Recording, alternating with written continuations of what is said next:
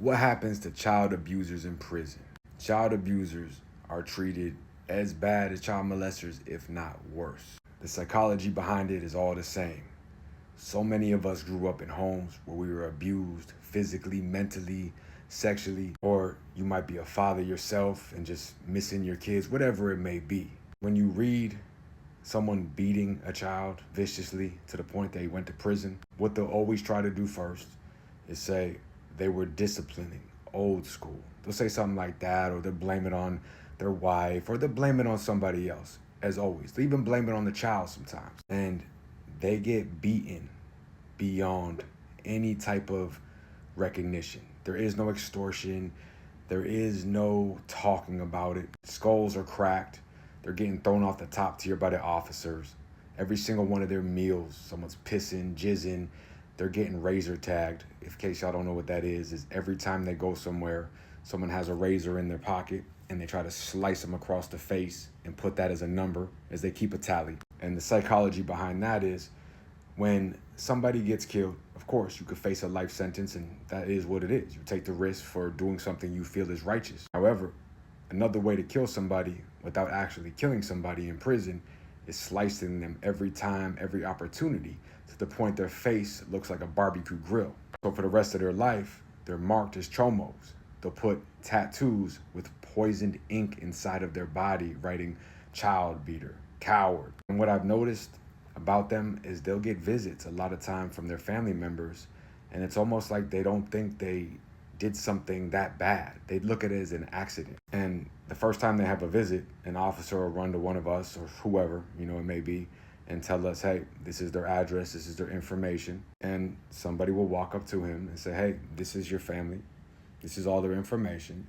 You need to have them send all this money to this Cash App in this situation, or else you're going to be getting extorted in and out of here. And it's going to be because of what you did to that child.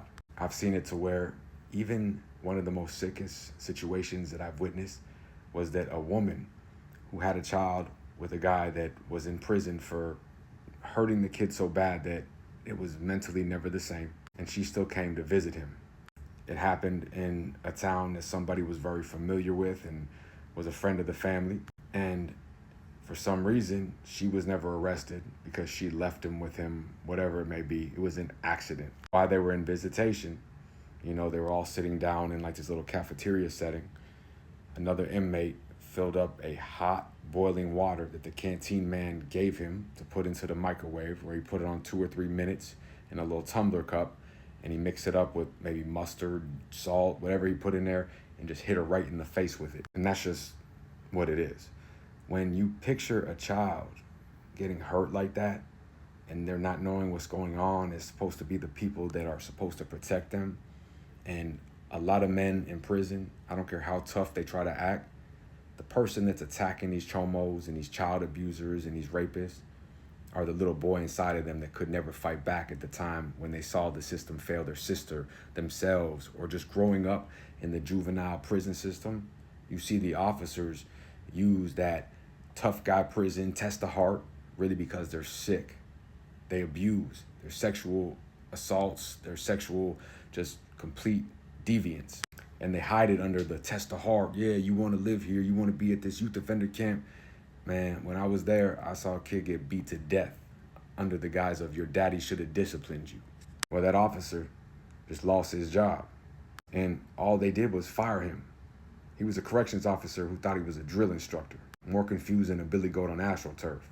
Well, a couple of years later, I don't know what happened, but he was gunned down over an unrelated incident. And I don't like to call it this, the CP, the child porn, because it should be called something else, but in technical terms and law, that's what it is. And they'll say it was a hustle. That's what they'll say in there. And, before you know it, somebody will step to an officer and say, hey, that's somebody from my town. Or an officer will say to you, that's somebody from my town. And they will put you in that cell to the point where if you wanted to, you could decapitate them. There's no love. You hurt children, women, or any of that shit, it is something beyond just the money, the respect, because you have men in there that could care less about any of these situations. They just want to do violence, but not to people. They don't want to be bullies. They want to do it to people they feel deserve it. some type of karmic lubricant, if that makes sense. So they take their rage and their violence that isn't even directed towards the situation, but they know the chomos and the pedophiles and the children beaters and the rapists and all that, they are the ones that they can do it to time and time again and get rewarded. That's it, period. If you hurt women, children, on any type of level like that, this will be your life. The toilets, the poison tattoo ink, that's what it is. Stay out, stay free, and leave our kids the fuck alone. Us.